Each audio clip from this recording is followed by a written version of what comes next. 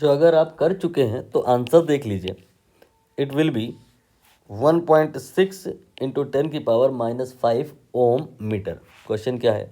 When 5 volt potential difference is applied across a wire of length 0.1 metre, drift speed of electron is 2.5 into 10⁻⁻4। Electron density given है, resistivity बतानी है। देखिए कहानी पूरी current electricity में दो प्रकार की होती है। एक होता है करंट सोर्स और दूसरा होता है वोल्टेज सोर्स। थोड़ी देर के लिए कहानी आपको आउट ऑफ ट्रैक जाती हुई लगेगी, बट थोड़ी देर में गाड़ी पटरी पे आ जाएगी। करंट सोर्स का मतलब क्या होता है कि हमारे पास में एक बैटरी जैसा ही कुछ है, लेकिन वो क्या करेगा कि जिसके भी अक्रॉस, जिस भी वायर के अक्रॉस वो करंट हो जाएगा, उसमें कांस्टेंट करंट जनरेट करा देगा। ठीक है, जैसे ये करंट सोर्स, और सपोज करिए ये 10 एम्पियर का करंट सोर्स है, आपने कनेक्ट कर दिया तो ये 10 एम्पियर की करंट इसमें कॉन्स्टेंटली फ्लो कराता ही रहेगा। अगर आपने कोई दूसरा वायर लगाया तो भी करंट 10 एम्पियर की ही फ्लो कराएगा। मतलब आई जो है इस सिचुएशन में ये स्ट्रांगली गिवन है। और दूसरा जो कहानी है जो हम लोग फ्रीक्वेंटली पढ़ते हैं वो ऐसी कि इस वायर के अक्रॉस हमने करंट सोर्स नहीं कनेक्ट कराया, वोल्टेज सोर्स कनेक्ट कराया। वो आप कैसे बनाते हो? यहाँ पर एक बड़ी डंडी और एक छोटी डंडी, और यहाँ पे प्लस और यहाँ पे माइनस। यहाँ पे अगर आपने 10 वोल्ट लिख दिया, इसका मतलब ये है कि चाहे आप वायर बदल भी दो, इसके अक्रॉस 10 वोल्ट ही आएगा। मतलब यहाँ पर V स्ट्रांगली गिवन है। तो दोनों में, चाहे इधर वाला केस हो चाहे उधर वाला, जब बैटरी कनेक्ट होगी तो अंदर जो इलेक्ट्रॉन हैं, यहाँ जो इलेक्ट्रॉन हैं उनमें ड्रिफ्टिंग होगी। वो अपनी जगह पर से हिलने डुलने लग जाएंगे, कोलिजन करने लग जाएंगे। वो तो खैर पहले ही कर रहे होंगे, लेकिन एनर्जी लॉस होने लग जाएगा।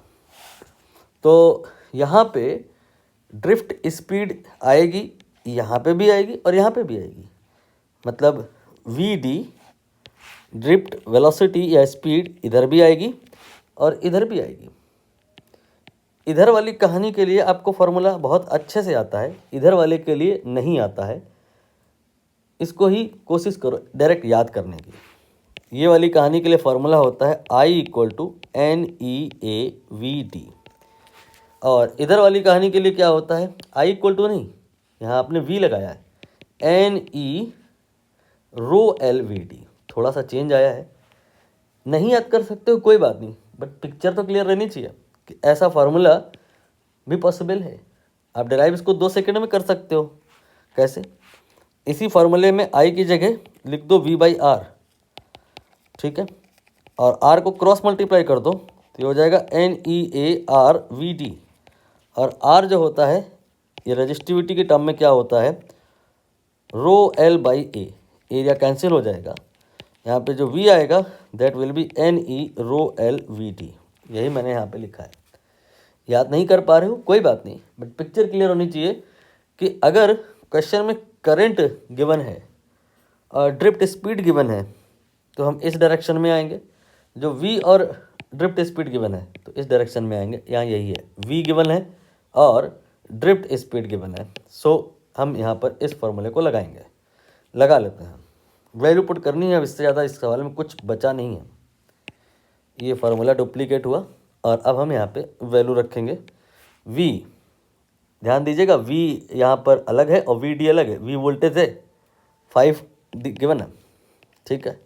इसके बाद में N, ये आपका गिवन है 8 × 10⁻28। ये हो गया। यूनिट भी देखते रहना साथ में, यूनिट सही है, यहाँ पे भी यूनिट ठीक है। इसके बाद में E, ये आपका क्वेश्चन में दिया तो नहीं है, तो फिर हमें जो याद कर रहा होता है वो रखना होता है 1.6 × 10⁻−19। ये हो गया, ये हो गया, ये हो गया। नाउ रो रजिस्टिविटी, ये तो निकालना है। लेंथ क्वेश्चन में ढूंढ लो, कहीं ना कहीं गिवन होगा, 0.1। इसके बाद में VD ड्रिफ्ट स्पीड, ये साफ साफ इन्होंने दे दी है 2.5 × 10⁻−4, ठीक है। अब इसको हम सॉल्व करेंगे, आप करेंगे, हमने कर रखा है थोड़ी देर पहले, वो भी with the help of calculator. Calculator से करना पड़ गया था क्योंकि कैलकुलेशन हार्ड हो गई थी, हालांकि इतनी हार्ड है नहीं ये, जैसे मैं देख पा रहा हूँ ये तो आसानी से 0.5 हो गया, लेकिन मेरी आदत है कैलकुलेटर का इस्तेमाल करने की। तो फिर जब ये मैंने किया तो ये आपका आया 1.6 इंटू 10⁻⁻5 ओम मीटर, ऐसा यूनिट। आंसर बी करेक्ट होगा।